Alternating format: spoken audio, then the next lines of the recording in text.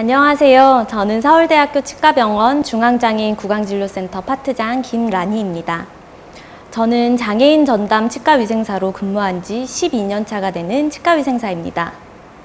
그동안 치과에서 근무하며 만났던 다양한 장애인들과 어떤 의사소통 문제가 있었는지, 어떻게 대처했는지, 앞으로 어떤 노력을 할 것인지에 대해서 이야기해보고자 합니다. 일단 치과 자체는 장애인, 비장애인 할 것 없이 의사소통이 힘든 곳입니다. 입안을 치료하기 때문에 치료 중에는 말을 할 수가 없기 때문입니다.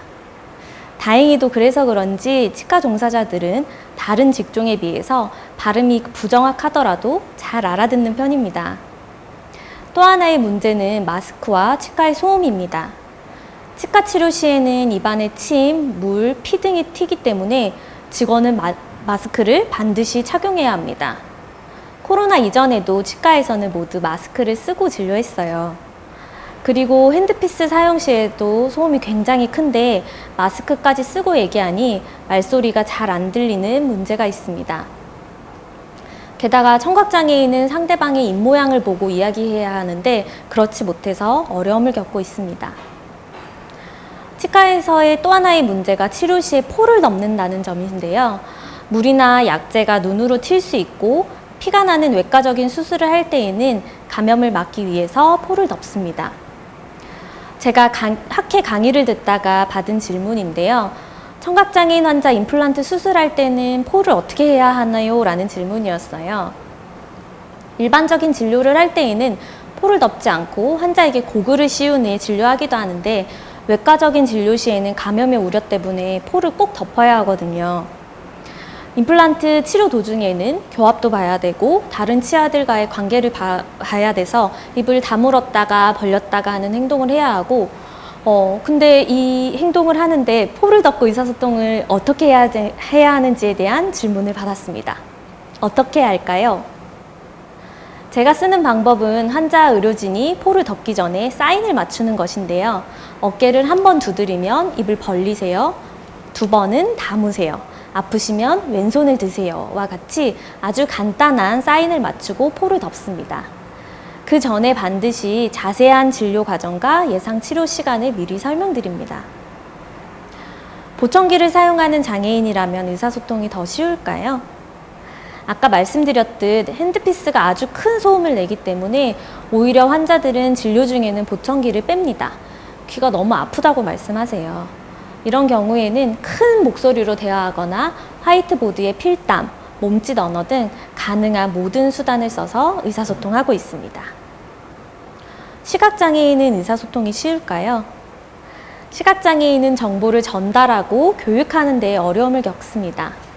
구강 내 사진이나 방사선 사진 등을 보면서 현재 구강 상태와 치료 방향을 설명드려야 하는데 이게 불가능합니다. 그래서 손이나 혀로 치아를 만져보라고 말씀드리고 보철 치료가 필요하면 보철물 모형을 직접 만져보게 하고 있습니다. 주의사항 내용은 녹음해서 가져가시고요. 그래도 시청각 장애인은 이런 의사소통 문제만 잘 해결되면 전문기관이 아닌 일반 치과에서도 충분히 치료가 가능한 환자군입니다. 저희 센터에 내원하시는 장애인분들은 장애로 인해 인지가 떨어져서 치료 내용에 대해서 이해하거나 필요성에 대해서 알지 못해서 치료를 거부하고 움직여서 속박해서 치료하거나 전신마취에서 치료가 필요한 환자분들이 내원하십니다. 뇌병변, 지적, 정신, 자폐성 장애가 여기에 해당되는데요. 이 4가지 장애를 가진 환자를 진료하는 데에는 더 많은 시간, 인력, 특수 장비 등이 필요하기 때문에 비용은 크지 않지만 진찰료도 장애인 가산되고 있습니다. 시간적인 여유가 있고 환자나 보호자의 의지가 있으면 쉽진 않지만 치과 적응 훈련을 통해서 전신마취 없이 진료를 시도해 보기도 합니다. 특히 자폐성 장애 환자의 교육 성공률이 높은 편입니다.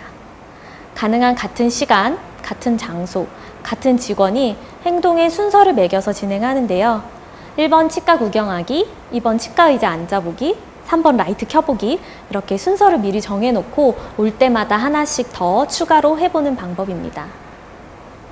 말씀드린 4가지 장애 환자는 환자와 직접 의사소통하기는 어렵고 주로 보호자와 의사소통하게 됩니다. 환자와 의사소통하는 것이 가장 좋다는 것을 알지만 실제 치료 중에는 빠른 진행을 위해서 주로 보호자와 소통하게 되는 경우가 많습니다.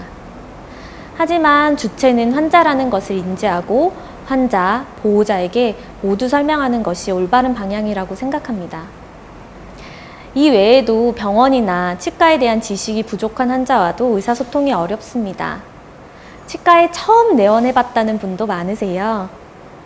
제가 1년차 때 겪었던 일인데 환자분들이 병원비를 부담스러워 하시기 때문에 비급여 말고도 급여 항목도 예상 치료비를 꼭 말씀드리고 진료를 진행하거든요. 그래서 환자분께 오늘 사진 찍으시면 10,000원 정도 나오세요 라고 말씀드렸더니 환자가 알겠다 하고 검사했는데 나중에 수납에 가서 아까 저기서 사진 찍으면 10,000원 나한테 준다고 했는데 라고 말씀하시는 거예요. 저는 이게 너무 당황스러웠던 기억인데 그 이후로는 환자분들은 내가 생각했던 것보다 더 모를 수 있으니 더 쉽게, 더 자세히 설명드리자라고 생각하고 행동하게 되는 계기가 되었습니다.